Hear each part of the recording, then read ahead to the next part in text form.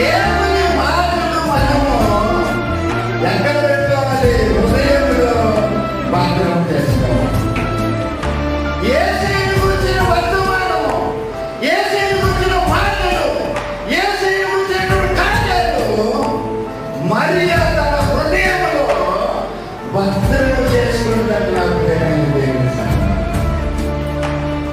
ఈ మధ్యాహ్న కాల సమయంలో 12 కావచ్చు, ఈ మధ్యాహ్న కాల సమయంలో ఎన్నో సంవత్సరాల నుంచి దేవుని వాక్యం వింటున్న దేవుని బిడ్డ, నా ప్రియమైన సహోదరి సహోదరుడా, నువ్వు దేవుని మాటలు వింటూ ఉంటున్నావు.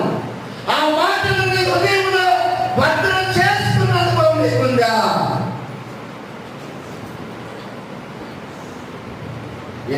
ఈ సంవత్సరం ఎన్నో పర్యాయములు దేవుడు నీతో మాట్లాడి ఉండవచ్చు.